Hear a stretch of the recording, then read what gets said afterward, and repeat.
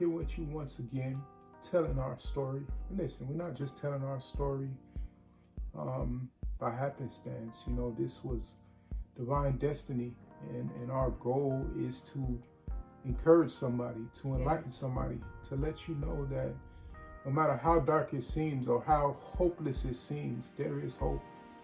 It's a blessing for me to be sitting here with this beautiful woman today, and going on 4 years of marriage, 5 years together.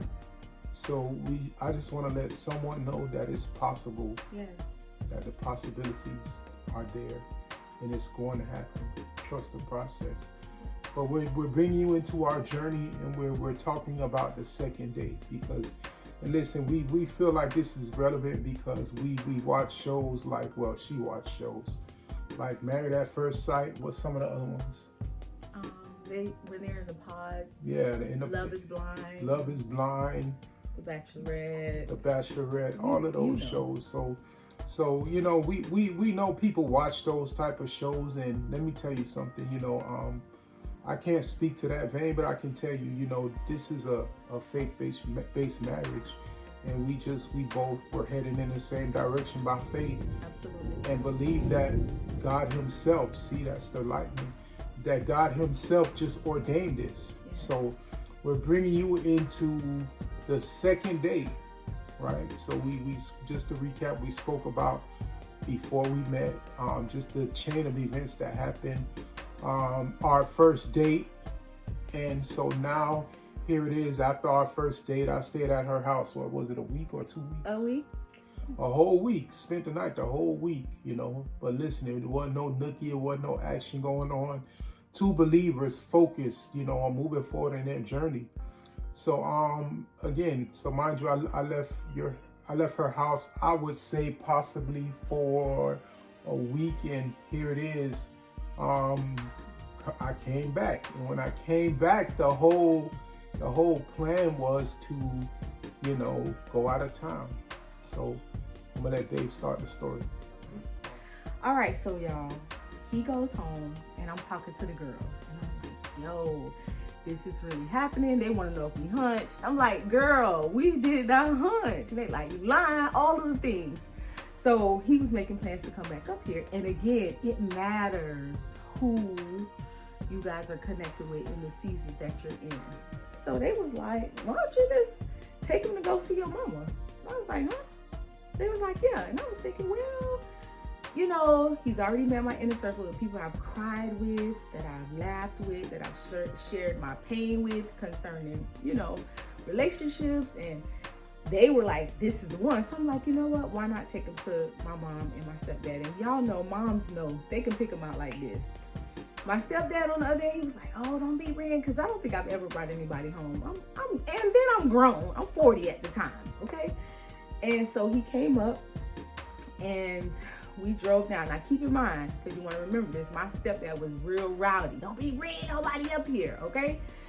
And we drove up there, and I don't know what was going through your mind. I want you to tell, you know, explain that. But I was just thinking, wow, if this, because when God blesses, He adds no sorrow. Keep that in mind at all times. If this pans out, I know for sure this is the one. Mind you, God had showed me 15,000 times prior to this, but you know, you want to make sure, especially when you've been hurt a lot. And we pulled up to my mom's home, and they were getting out of the car, and the first thing my stepdad did was smile. All you could see is all his goals in his mouth. He hadn't even met Ken yet. He just started smiling. I was like, okay, all right, because remember, he was riled up. And then I go in the house, and my mom is in the room unpacking and doing whatever she was doing. And I was like, Mom, come outside and meet him. And she could just hear his voice from her bedroom, because they were in the living room. And she said, that's him. I said, you haven't even met him yet. She said, that's him. And I was like, huh?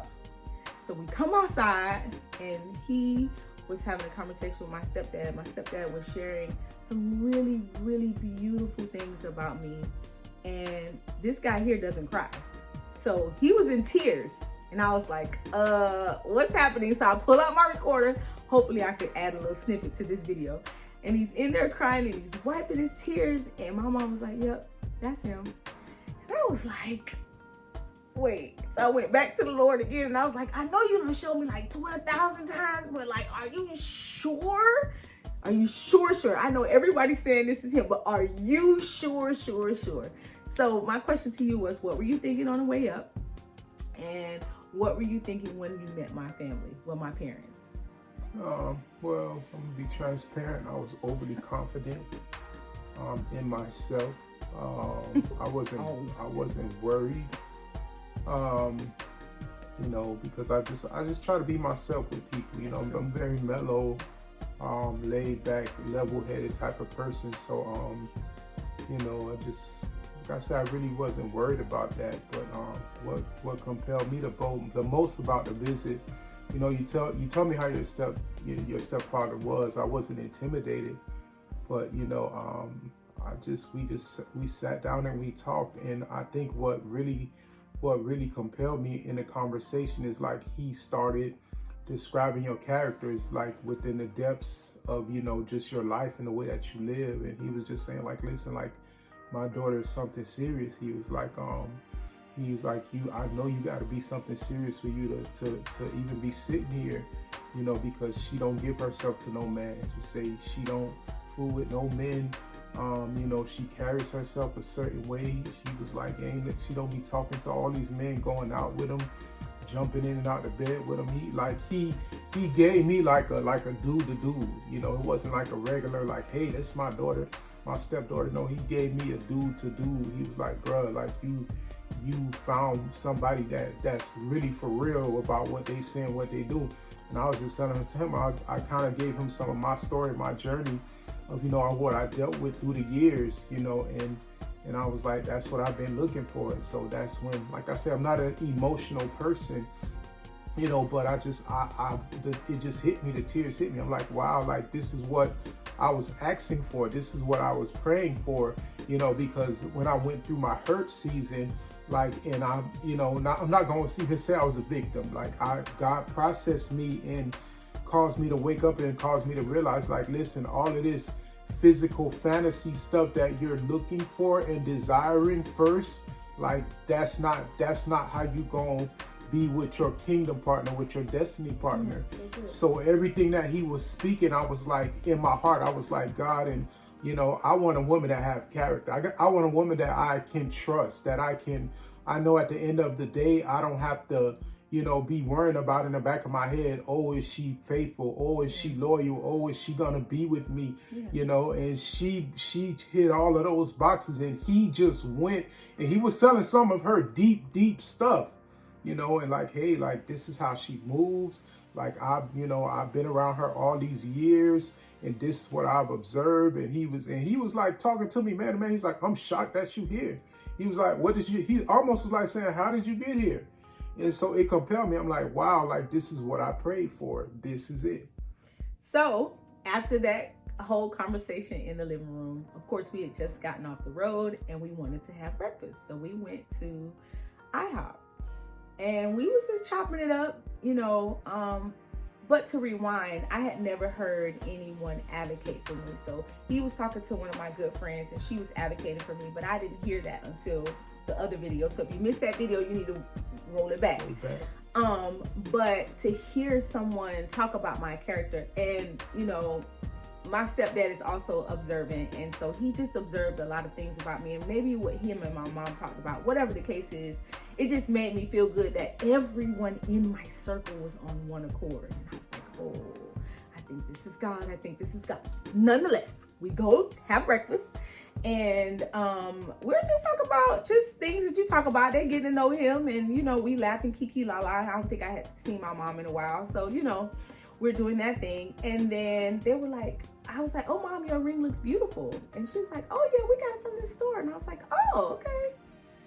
She was like, y'all want to go to the store? And I was like, oh, okay. We weren't planning on going to no store. So I'm like, we going to the store? Okay, so let's just go to the store. I wasn't thinking anything about this trip to the store. This is my second date. The second time that him and I were dating. Well, we had seen each other for a week, but this is our second official date. So I'm like, okay, let's go to the store. We walk in the store let me tell you something. If you've been wanting to be married all your life, you probably tried on all your rings. You already have books on what your wedding is going to be like. I know I did. I tried on dresses after dresses, rings after rings. And I was like, oh, let me try this one on. So actually, he saw a ring first. And he put that ring on my finger. And I was like, oh, that's cute. And then I saw this ring. And I was like, oh, my gosh, she's so pretty. And he was like, you like that? And I was like, yeah, that's so pretty. But in my mind, I wasn't thinking something was about to happen. I was just like, listen, I didn't know his finances or anything at that point. So I was like, oh, he's probably he didn't have a job. And I was like, oh, he'll probably put it on their way, send some money up to my mom. They're going to get it and da da da da da da. I tried a ring on. Let me finish. Finish it, babe. Let me help you out. Help me, puppy. This oily, you got to walk in order to release this, right? And so again, after breakfast, the conversation just came up, and me, I'm kind of in my own mode, just talking, just feeling out, her parents and everything like that. And so, like, next thing you know, we're in a jewelry store, and as we were in the jewelry store, and let me tell you how God works. Don't sit up and have a textbook or a playbook of how you think it's gonna happen. You gotta trust the process. Yes. So when I got into the jewelry store, she started trying on rings, and part of me was like, okay, what you doing here? But I knew in my spirit that God sent us there. Mm-hmm. And so I heard that still quiet voice, like saying, like, listen, and mind you, for months, I didn't have any finances in my pocket. I had a small amount of finances from some things that I had done. I wrote a couple of grants, and I had a little bit of change, and that's how I was able to, do the date for her and come up to see her. So my cash was on reserve. So I heard in my spirit, like, what are you waiting for? I showed you, I told you, I showed you, and I manifested it. So now you got to take the bull by the horns and walk out on faith and do this thing. And I was like, man, if I buy this ring, it's going to take a lot of chunk of my money. And I don't know if I want to do that, God. I don't know if this your timing. And then I heard in my spirit, like, do it, just do it. And like, I walked around the store, I kept hearing that in my spirit. So when I asked, I said, do you like the ring? And then when she said yes, I heard do it. And so I bought the ring. And it was just like that. And next thing you know, we got in the car and we both were like, man, we literally got engaged right you missed something. Go ahead. Man of God. Ad-lib. So he was like, will you marry me? And I was like, yeah. I was so confused. It happened so quickly, like we did not plan it. Like we did not plan literally, it. Like we drove up together. Yes. We went to breakfast. We were just going to see the vibe was good. Yeah. Like they took us into a jewelry store. Yes. And it's like, okay, looking at rings, and I'm like, man, like. And let me tell you, now it's coming back to me. In the back of my head, I was like, do they know something? I don't know why is this going so quickly. But, it bore witness in my spirit because God told me it was going to happen quickly. So it's like, you can't run from God. If God ordained it, it's going to happen his way. And trust me, this was not my way. My way would have been different. It would have been more methodical. It would have been more planned. It would have been more careful, taking time. But guess what? God did not see it fit that way. And I was willing to accept the way that God drew it out. So immediately my stepdad was like, so y'all about to get married? You gonna get serious? Don't turn them phones over. Make sure them phones are up. We're not gonna be living in insecurity. He went straight. We're in the store. This is what happened in the store. He was like, man, you done showed me out. Now remember, before we got there, he was riled up. He was like, don't be bringing nobody down here. They ain't go. And at the end, he ended up being like a counselor. I said, oh, he was like, nah, that's how you show up. That's how you show up. That's how you show up. So, he was in the front with my stepdad, and I'm in the back with my mama, and I am like, what just happened? Oh my God. It happened just so suddenly, and I think I know I was in awe. I'm like, okay, did I just put a ring on this woman's finger? Like, what is going on here?